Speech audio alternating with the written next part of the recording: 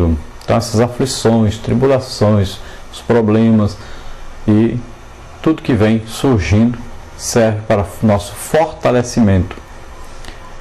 Então, depois de o Senhor Deus criar os céus e a terra, Ele não deixou o mundo à sua própria sorte. Pelo contrário, Ele continua interessado na vida dos seus, cuidando da sua criação.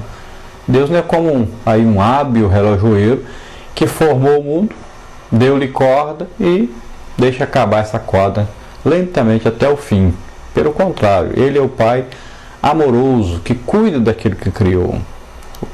O constante cuidado de Deus por sua criação e por seu povo é chamado, então, na linguagem doutrinal, a providência divina. Vamos ver aí alguns aspectos dessa providência divina. Então, há pelo menos 3 aspectos dessa providência divina. Então, o primeiro é a preservação. Deus, pelo seu poder, preserva o mundo que Ele criou. A confissão de Davi fica clara. A tua justiça é como as grandes montanhas. Os teus juízos são um grande abismo. Senhor, tu conservas os homens e os animais. Salmos 36:6. O poder, então, preservador de Deus manifesta-se através do seu Filho, Jesus Cristo, conforme aí Paulo declara em Colossenses 1:17. Cristo é antes de todas as coisas e todas as coisas subsistem por Ele. Então, pelo poder de Cristo, até mesmo as minúsculas partículas da vida mantêm-se coesas, juntas, né? E número 2 é aspecto da providência divina, provisão. Então Deus não somente preserva o mundo que Ele criou, como também provê as necessidades das suas criaturas. Então, quando Deus criou o mundo, criou também as estações e proveu alimento aos seres humanos e aos animais. Depois de o dilúvio destruir a terra, Deus renovou a promessa da provisão com essas palavras: enquanto a terra durar, sementeira e cega, e frio e calor, verão e inverno, e dia e noite, não cessarão. Vários são aí os salmos que dão testemunho, então, da bondade de Deus em suprir do necessário a todas as suas criaturas. Veja, por exemplo, Salmos 104, 145, né? O mesmo Deus revelou a Jó seu poder de criar e de sustentar. Veja Jó 38, 41. E Jesus asseverou em termos bem claros que Deus cuida das aves do céu, dos lírios do campo, né? Mateus, como nós lemos, 6, de 26 a 30, Mateus de 10 a 10, 29 também. Então, seu cuidado abrange não somente as necessidades físicas da humanidade, como também as espirituais. Veja João 3, 16 e 17. Então, Deus enviou o seu Filho para nos salvar, não é? Então, Ele proveu também as necessidades espirituais. Então, a Bíblia revela que Deus manifesta um amor e cuidados especiais para o seu próprio povo, tendo cada um dos seus em alta estima.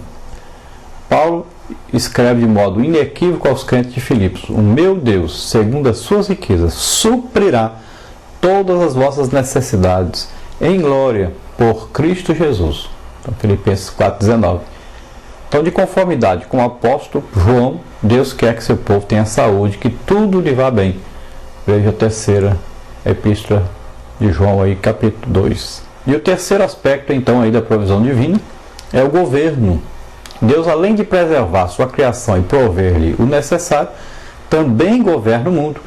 Deus, como soberano que é, dirige os eventos da história que acontecem segundo sua vontade permissiva e seu cuidado. Em certas ocasiões, Ele intervém diretamente segundo seu propósito redentor.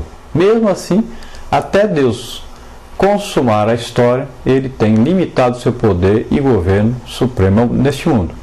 As Escrituras declaram que Satanás é o Deus desse século, né, agindo aí sobre as pessoas que não querem Deus. E exerce acentuado, então, controle sobre a presente era maligna. Veja 1 de João, falando sobre isso aí, né? Em outras palavras, o mundo hoje não está submisso ao poder regente de Deus, mas em rebelião contra Deus, né? E a sua escravização por Satanás é uma coisa lógica, é uma coisa que está acontecendo realmente, que o mundo jaz no maligno, é isso que a Bíblia diz. Note, porém, que essa autolimitação da parte de Deus é apenas temporária. Na ocasião aí que Ele já determinou na sua sabedoria, ele aniquilará Satanás e todas as hostes do mal. Você pode ver Apocalipse 19, Apocalipse 20. Então tudo tem um tempo pré-determinado. E tudo é de acordo com o que Deus deseja, com o que Deus quer, porque Deus sabe o futuro, Deus sabe todas as coisas. Ninguém pode discutir com Deus se ele está certo, se está fazendo certo ou se está fazendo errado. Ele é que sabe de tudo, ele que fez tudo, ele que está no controle de tudo. Então muita gente fala, mas e por que o ser humano sofre assim então? Por que Deus deixa, né? Então a provisão divina e o sofrimento humano, vamos ver alguma coisa sobre isso. A revelação bíblica demonstra que a providência de Deus não é uma doutrina abstrata, mas que diz respeito à vida diária num mundo mau e decaído. Toda pessoa experimenta então o sofrimento em certas ocasiões da vida, e daí surge a inevitável pergunta: por quê? Essas experiências arbitram o problema do mal e do seu lugar nos assuntos de Deus. Deus permite que os seres humanos experimentem a consequência do pecado. Quais as consequências desse pecado? Então, vão ocorrer várias coisas, né? Esse pecado que penetrou no mundo através da queda de Adão e Eva. E José, por exemplo, sofreu muito por causa da inveja e da crueldade de seus irmãos. Foi vendido como escravo pelos seus irmãos, continuou como escravo de Potifar no Egito. Então vivia no Egito aí uma vida temente a Deus, e quando foi injustamente acusado de imoralidade, lançado no cárcere e mantido ali por mais de 2 anos. Então Deus pode permitir o sofrimento em decorrência das más ações do próximo. Então não foi José o culpado, mas as pessoas que o cercavam, que eram pessoas perversas, pecadoras, e fizeram com que ele sofresse. Então, embora Deus possa soberanamente controlar as ações de tal maneira que seja cumprida a sua vontade, ele vai fazer isso, né? Agora, Deus tem um momento certo, ele visa uma coisa geral. Nós não enxergamos, não percebemos, mas Deus tem um plano geral e nós estamos encaixados nesse plano. Às vezes não entendemos o que Deus está fazendo. Segundo o testemunho de José, então, Deus estava agindo através dos delitos de seus irmãos para a preservação da vida. Veja aí Gênesis 45, 5, 50, 20, tudo falando sobre isso. Então, através desse sofrimento de José, através daquela coisa terrível que seus irmãos fizeram com ele, de vendê-lo como escravo, né? Deus estava com a mão ali, sempre. Deus estava com um plano maior, que era levar todo o povo de Israel para o Egito, para eles poderem sobreviver durante um período de seca sobre a terra. Um período em que eles precisavam de um lugar para morar, para crescer, se desenvolverem como nação. E depois, então, Deus os tirou de lá. Outra razão aí, né? Por causa de tudo isso, o sofrimento também ocorre no mundo porque aí Satanás, o Deus desse século, tem permissão para executar sua obra de cegar as mentes dos incrédulos e de controlar suas vidas. Veja 2 Coríntios 4:4, Efésios 2, de 1 a 3. Então o Novo Testamento está repleto de exemplos de pessoas que passaram por sofrimento por causa dos demônios, né, que os atormentavam com aflição mental. Veja Marcos 5, de 1 a 14, aí fala sobre isso. Ou com enfermidades físicas, né, Mateus 9, 32, 33, 12, 22, Marcos 9, 14 a 22, Lucas 13, 11, 16. Então dizer que Deus permite o sofrimento não significa que Deus origina o mal que ocorre neste mundo, nem que Ele pessoalmente determina todos os infortúnios da vida.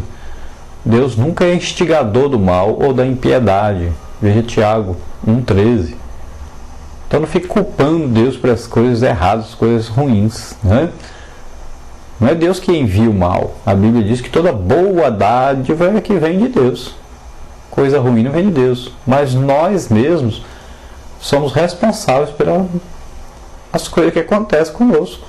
Nós não queremos Deus, rejeitamos Deus, desobedecemos a Deus e vivemos de mal a pior.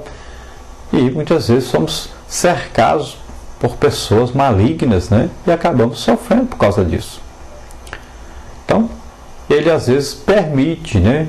Dirige, impera soberanamente sobre o mal a fim de cumprir sua vontade, levar a efeito seu propósito redentor e fazer com que todas as coisas contribuam para o bem daqueles que lhes são fiéis. Veja Mateus 2,13 e Romanos 8,28. Então Deus está no controle, tudo vai contribuir para o nosso bem. Não se preocupe.